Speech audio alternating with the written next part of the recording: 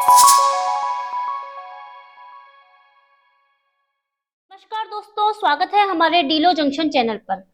आज हम बात करेंगे सिविल प्रोसीजर कोड यानी सीपीसी के अंदर एक बहुत ही महत्वपूर्ण विषय पर, जो किस बारे में है, विक्रय यानी कि सेल के बारे में।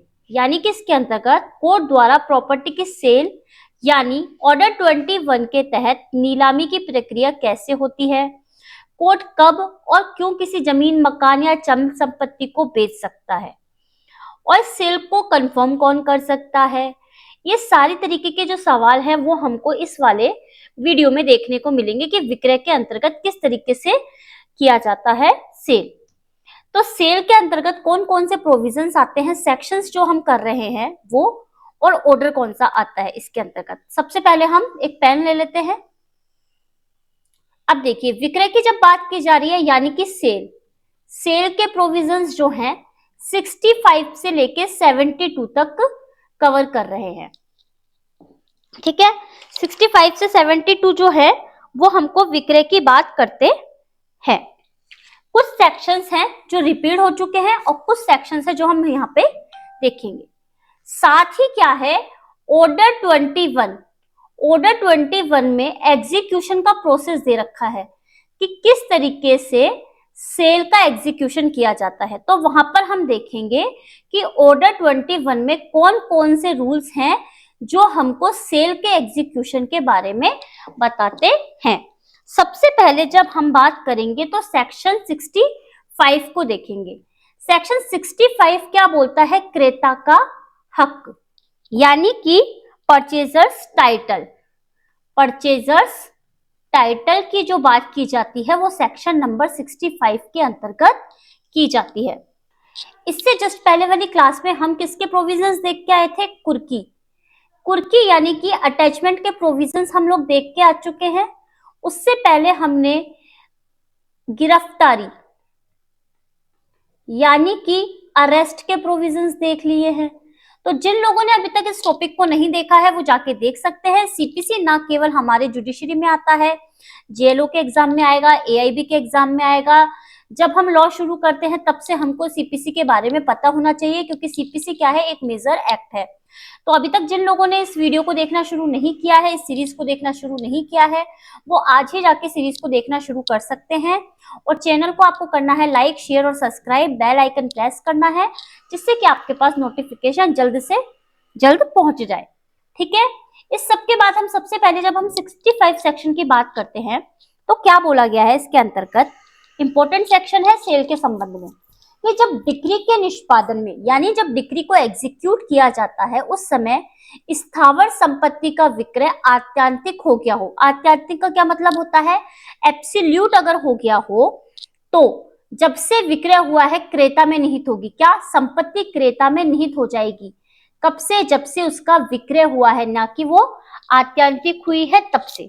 ठीक है, आई बात समझ में। क्या बोल रहा है सेक्शन 65 कि जब कोई अचल संपत्ति यानी इमूवेबल प्रॉपर्टी किसी डिक्री के एग्जीक्यूशन में विक्रय की जाती है और वो विक्रय एब्सोल्यूट हो जाता है, अपरिवर्तनीय हो जाता है, तो संपत्ति खरीदार में उसी समय मान्य रूप से स्थापित मानी जाएगी जिस समय विक्रय हुई थी। विक्रय के समय से आत्यंतिक मानी जाएगी, ना कि उस समय से जबकि वो अपरिवर्तनीय हुई है। जब विक्रय हो गया तब से उसके अंतर्गत निहित मानी जाएगी। ये कौन बोल रहा है हमको, सेक्शन नंबर 65। इंपॉर्टेंट सेक्शन है, विक्रय के संबंध में नोट करके चलना है। सेक्शन 66 क्या हो चुका है, रिपीट हो चुका है। कब से रिपीट हुआ था, 1988 से रिपीट हुआ था। क्या ये बात हमको पता होनी चाहिए, जी बिल्कुल पता होनी चाहिए कि 1988 से इसको रिपीट किया गया है। अब नेक्स्ट सेक्शन की जब हम बात करेंगे तो वो है 67 क्या बोल रहा है, धन के संदाय की डिक्रियों के निष्पादन में भूमि के विक्रय के बारे में नियम बनाने की राज्य सरकार की शक्ति। यानी क्या बोल रहा है, यहाँ पे बेसिकली पावर दी गई है।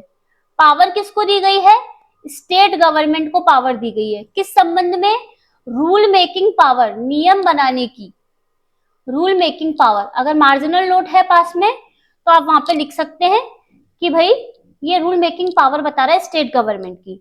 मनी डिक्री के निष्पादन में भूमि के विक्रय के बारे में नियम बनाने की राज्य सरकार की शक्ति है, और ये जो शक्ति है संक्रमणकालीन प्रावधान है। कैसा प्रावधान है इसका? संक्रमणकालीन प्रावधान है। अंडरलाइन कर लो इसको। अब ये जो दो सेक्शन हमने देखे हैं 65 और 67, बेसिकली इसमें जो पढ़ने के सेक्शन है वो यही है। 68 से 72 क्या हो चुके हैं? रिपीट हो चुके हैं, निरस्त हो चुके हैं। ठीक है, लेकिन क्या हम इसको इतना पढ़ के आगे चल सकते हैं? नहीं। इसके लिए हम क्या करेंगे, कुछ ऑर्डर्स जो हैं 21 उसके कुछ रूल्स को हम यहाँ पर देखते हैं। एक बार यहाँ पर हम इसके कुछ इंपॉर्टेंट रूल्स को देख लेते हैं, ठीक है, जिससे कि हमारा पूरा टॉपिक कवर हो जाए। तो सबसे पहले जब हम ऑर्डर 21 को देखते हैं तो ये बात करता है निष्पादन की। निष्पादन यानी कि एग्जीक्यूशन की बात करता है। सबसे पहले हम इसका लेंगे रूल नंबर 64। रूल नंबर 64 क्या बात करता है कि भाई न्यायालय डिक्री पूरी करने में चल संपत्ति या अचल संपत्ति की बिक्री का आदेश दे सकती है। यानी कि कोर्ट क्या कर सकती है? ऑर्डर दे सकती है। किस संबंध में? मूवेबल और इमूवेबल प्रॉपर्टी के संबंध में। किसके लिए? बिक्री के लिए, यानी कि सेल के लिए ऑर्डर पास कर सकती है। रूल नंबर 64 हमको बोल रहा है, ठीक है। इसके बाद हमको रूल नंबर 66 देखना चाहिए। क्या बोल रहा है ये कि भाई नीलामी से पहले विक्रय की उद्घोषणा यानी कि प्रोक्लेमेशन जारी की जाएगी। विक्रय की उद्घोषणा जारी की जाएगी। किस किस संबंध में हो सकती है कि भाई संपत्ति का ब्यौरा क्या है, विवरण क्या है, उसकी कीमत कितनी है, मतलब एप्रोक्स कितनी कीमत की है ये, उसके बाद इसकी देय राशि कितनी है, ऑक्शन जो होगा, नीलामी जो होगी उसकी तिथि क्या होगी, यानी डेट क्या होगी, उसका प्लेस क्या होगा, ये सारी बातें हमको ऑर्डर 21 रूल 66 में बताया गया है कि नीलामी से पहले, ऑक्शन से पहले एक विक्रय की उद्घोषणा यानी सेल प्रोक्लेमेशन जारी की जाएगी। इसके बाद आता है रूल नंबर 67 से 69। नोट करते हुए चलिएगा, इंपॉर्टेंट रूल्स हैं ये, आपको सेल के संबंध में पता होने चाहिए। आपके मार्जिनल नोट पे आप इसको लिख सकते हैं, साइड में जगह लगा के, कोई कागज लगा के, पर्ची लगा के, जो भी जैसा आपको ठीक लगता है। नीलामी सार्वजनिक मूल्य के माध्यम से की जाएगी, यानी पब्लिक ऑक्शन होगा इसका। न्यायालय अधिकारी सेल की प्रक्रिया करवाता है। कौन करवाएगा? सेल का प्रोसीजर कौन करवाता है? सेल का जो भी प्रोसीजर होगा वो करवाएगा कोर्ट का ऑफिसर ऑफ कोर्ट, ठीक है। ऑक्शन किसी भी बाधा के बिना, यानी बिना किसी बाधा के, बिना किसी व्यवधान के निष्पक्ष रूप से किया जाएगा। ये सारी बातें हमको 67 से 69 के अंतर्गत बताई गई है। इसके बाद जब हम देखते हैं ऑर्डर 21 को और रूल 89 से 92, ये भी हमको किसके बारे में बताते हैं? सेल के संबंध में प्रावधान ही बताते हैं कि संपत्ति की जब बिक्री हो जाएगी, जब संपत्ति है, जो प्रॉपर्टी है, उसकी सेल हो जाएगी तो क्या करेगा? कोर्ट उसकी पुष्टि करेगा, कंफर्म करेगा उसको कि भाई इसकी सेल हो चुकी है। पुष्टि के बाद खरीदार को सेल का सर्टिफिकेट दिया जाएगा कि भाई ये सेल हो चुकी है, ये तुम्हारे पास सर्टिफिकेट है। और अगर किसी भी तरह की धोखाधड़ी वगैरह की जाती है तो उस सेल को कैंसिल भी किया जा सकता है। सेल कैंसिल भी हो सकती है। कौन से रूल में बताया गया हमको? तो ऑर्डर 21 रूल 90 और 91 के अंतर्गत हमको बताया गया है। हम सेल का टॉपिक पढ़ने आए थे केवल सेक्शंस के संबंध में, लेकिन जब हमने देखा कि 65 और 67 सेक्शन ही हम पढ़ पा रहे हैं तो हमने इसको ऑर्डर 21 के रूल्स के संग कनेक्ट करना शुरू कर दिया, जिससे कि हमको इसका प्रोसीजर पता चल जाए कि भाई जब किसी तरीके का सेल किया जाएगा तो प्रोसीजर क्या होगी, कौन अधिकारी इसको करवाएगा, ठीक है। इससे हमको समझ में आ जाएगा इसको रद्द कैसे कर सकते हैं, कौन कौन से डॉक्यूमेंट लगेंगे, नीलामी कैसे होगी, संपत्ति कौन कौन सी हो सकती है। ये सारे प्रोविजन हमने इस रूल्स में देखे हैं। तो अब हम कंक्लूजन अगर देखते हैं इसका, तो क्या निकलता है कि भाई न्यायालय डिक्री की राशि वसूल करने के लिए जजमेंट डेप्टर की संपत्ति को जब्त कर क्या कर सकता है, पब्लिक ऑक्शन करवा सकता है। पब्लिक ऑक्शन यानी कि सार्वजनिक नीलामी, सार्वजनिक नीलामी करवा सकता है। बिक्री की प्रक्रिया कहां पे दे रखी है हमको, ऑर्डर 21 में हम गए और साथ में हमको देखने हैं 64 से लेके 94 तक के रूल कनेक्ट करके पढ़ेंगे। और आपका होमवर्क है आज की तारीख में आपको ये सारे रूल्स एक बार रीड आउट करने हैं। ठीक है, आपको जेएलओ के एग्जाम के लिए अच्छा खासा टाइम मिल रहा है, तो अगर आपको टाइम मिल रहा है तो आपको इसका फायदा उठाना चाहिए। ठीक है, अब हम इस विक्रय के संबंध में यानी कि सेल के संबंध में इंपॉर्टेंट केस लॉस को भी देख लेते हैं। ठीक है, जब हम टॉपिक पढ़ने ही आए हैं, जब हमने सेक्शंस को देख लिया है, ऑर्डर को देख लिया है, इसके रूल्स को कनेक्ट कर लिया है, तो कुछ केस लॉस भी देख लेते हैं। सबसे पहला केस देखिए, देशबंधु गुप्ता वर्सेस एनएल आनंद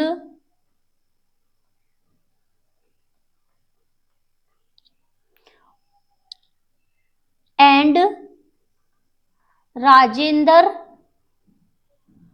सिंह, 1994 का केस था। क्या कहा गया इस केस के अंतर्गत कि सेल में जो प्रोक्लेमेशन है, जो रूल 66 में जारी की जाती है, उसमें सही मूल्य का उल्लेख देना बहुत जरूरी है। यदि संपत्ति का सही विवरण नहीं दिया गया है, सही ब्यौरा नहीं दिया गया है, तो नीलामी क्या हो जाएगी, अमान्य हो सकती है। क्या हो सकती है, अमान्य हो सकती है, अगर सही ब्यौरा नहीं दिया गया है तो, सही विवरण नहीं दिया गया है तो। देशबंधु के मामले में सबसे पहला केस। सेकंड केस देखिए, राम मौर्य वर्सेस कैलाश नाथ। क्या कहा गया है कि नीलामी में अगर धोखाधड़ी या अनियमितता यानी कि इरेगुलरिटी होती है तो सेल को रद्द किया जा सकता है। नीलामी में अगर धोखाधड़ी यानी कि फ्रॉड, अनियमितता यानी कि इरेगुलरिटी होती है तो सेल को आप क्या कर सकते हो, रद्द भी कर सकते हो। 1957 का केस था। ठीक है, ये नोट करके चलिएगा। थर्ड नंबर का जो केस है वो कहता है साई एंटरप्राइजेस वर्सेस भीम रेड्डी लक्ष्मीनाथ।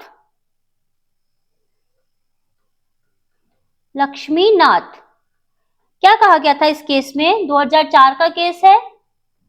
इसमें कहा गया था कि नीलामी निष्पक्ष रूप से होनी चाहिए, खुले रूप में होनी चाहिए।